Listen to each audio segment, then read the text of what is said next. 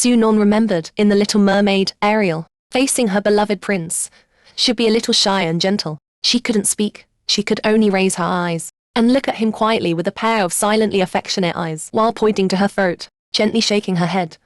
What a beautiful girl. Young, pretty and fragile. Eric couldn't help but sigh. He was experienced, knew what kind of tender flesh a young girl like this possessed. A gentle pinch, and it would leave a red mark. You can't speak. Eric crouched down gently, his voice very soft, but with a strange hoarseness if you listened closely. A beautiful young mute girl was simply a treasure given to him by God. Just imagine, her body would tremble slightly in extreme fear. Tears would fill her cheeks, but she couldn't utter a sound. He was almost about to faint from excitement at the images in his mind. A strange feeling surged in Sunon's heart. The way the prince looked at him was unusually intense, as if he had seen some fragile treasure, while also desperately suppressing something, so much so that the smile on his face looked a bit stiff. The prince was very strange. Although it was the first day of the strange tale, there usually wouldn't be any danger, but he still had the crow's curse on him. Sunon didn't dare to be careless. She nodded, pointed to herself, and wrote her name on the sand. Ariel. The prince saw her name clearly, and praised her with a smile. What a beautiful name.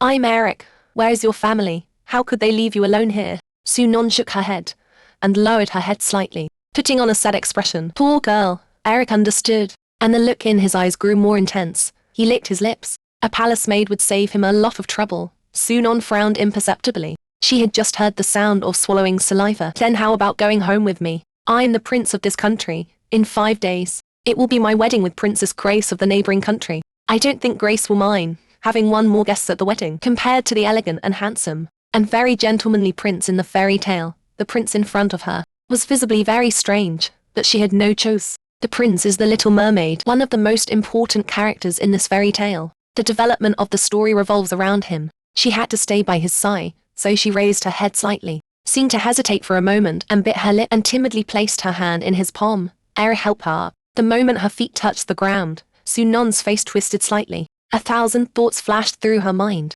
Fortunately, she couldn't speak right now, otherwise her pretense of fragility would have collapsed immediately. Damn crow. She would pluck out all his feathers and stew them for soup one day. What's wrong? Eric noticed her abnormality and asked softly. Sunon came back to her senses and immediately reacted, lowered her head and pointed to her bare feet. Eric suddenly understood and put on an apologetic expression. Please forgive my oversight. If you don't mind, I can carry you. His expression was sincere. Looking like an upright gentleman, Sunon blushed and nodded gently. The prince crouched down in front of her. Sunon gently leaned on his back and placed her hands on his shoulders. Sunon was a little glad that she couldn't speak. It saved her a lot of trouble. She didn't have to distract herself by talking to the prince. She listened to the prince talking absent-mindedly, while analyzing the current situation in her mind. As a novice, the difficulty of the instance would not be too high. The risk of death was not great either. Combining the first and last rules, it was already implied that the wedding was unusual. The carnival day after was eerie. How would they celebrate the wedding?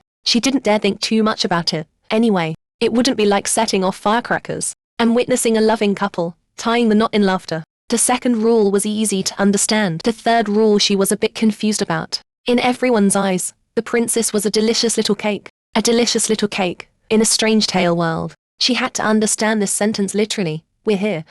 As she was lost in thought, the prince under her suddenly spoke. Sunon pulled back her thoughts and looked up. In front of them was a very magnificent and beautiful ancient castle. A line of soldiers stood side by side at the gate, and they rose to salute after seeing the prince. The prince put her down. The exposed soreness of her feet touched the cold floor tiles, and a bone-chilling pain swept over her. Sunon hissed and subconsciously frowned. Eric mistook her expression as being unable to bear the cold ground, so he immediately ordered a maid nearby to bring her a pair of comfortable flat shoes. Sunon didn't refuse his kindness. After putting on the shoes, she endured the piercing pain with every step and followed Eric into the castle. It was just dinner time. Eric smiled and took her hand, leading her to the dining room. I think you'll love today's dinner. Sunon followed behind him, secretly memorizing the route. They arrived at the dining room. Beside the dining table sat a beautiful young girl in a white dress. She had beautiful long blonde hair. Ariel originally had it too, but when she was under the sea, she had already sacrificed it to the witch. Eric. The girl saw them and greeted them with a gentle smile. When she saw the beautiful Ariel behind Eric, she asked with a hint of surprise, "Who is this?" Grace. Eric stepped forward, kissed her cheek, and then explained, pointing to Sunon, "Her name is Ariel. She is a palace maid I found by the sea." A look of pity immediately appeared on Grace's face. making her look like a goddess. Full of compassion, poor girl. Grace came up and hugged her. She had a sweet scent on her that smelled like a strawberry shortcake. Please stay at the castle with peace of mind. You will receive the best care. Is she the princess mentioned in the rules? Sunon subconsciously looked at her. Grace looked beautiful and warm, like a sweet little cake. Anyone who saw her for the first time wouldn't find her annoying. She gently hugged the princess, unable to speak. Eric spoke in a timely manner. The compassionate look on Grace's face became more intense, and tears almost appeared in her eyes. What a poor girl. He took out the silk handkerchief and dabbed the corners of his eyes. He pulled Sunon's hand and led her to the dining table to sit down. You must be hungry. Let's have dinner first. There's the best cook in the castle. Eric also smiled and sat down opposite them, and emphasized again. You will definitely love the food she makes. Eric repeatedly emphasized, which made Sunon feel uneasy. She began to think about how to politely refuse this meal. The female cooks quickly filed in, placing the tableware neatly one by one. Then, servants came up carrying trays with rich aromas. On them, the lids hadn't been opened yet.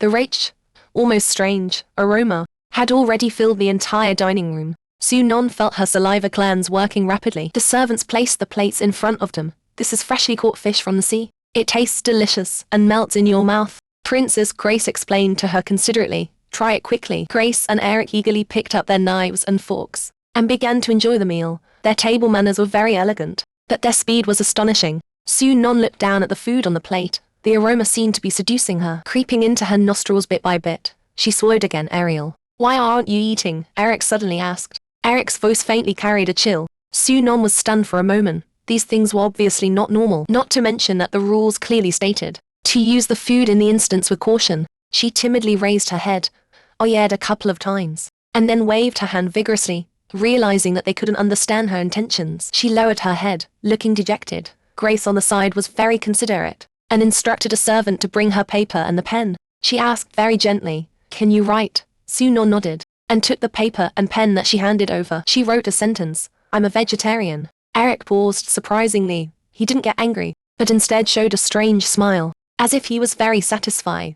Sunon looked at his expression, and became even more uneasy. A maid on the side replaced it with a plate of only vegetables, also covered in that brown sauce. Sunon felt a gaze examining her. She subconsciously looked up at the maid, who had brought her the flat shoes earlier. Sunon smiled and nodded to her to express her thanks. The maid quickly lowered her head, and avoided her gaze. Eat quickly, Ariel. Grace urged. You must be starving. Sunon had no reason to refuse, so she could only pick up her knife and fork and cautiously selected a potato on the edge. After making full mental preparation, she put it in her mouth. The moment the potato entered her mouth, a rich aroma filled her mouth. The melt-in-your-mouth texture made her swallow before she could even chew it. She tightened her grip on the knife and fork and restrained herself from the urge to lick the food on the plate clean. Current pollution value, 5%. Please note that when pollution value exceeds 60%, you will go insane.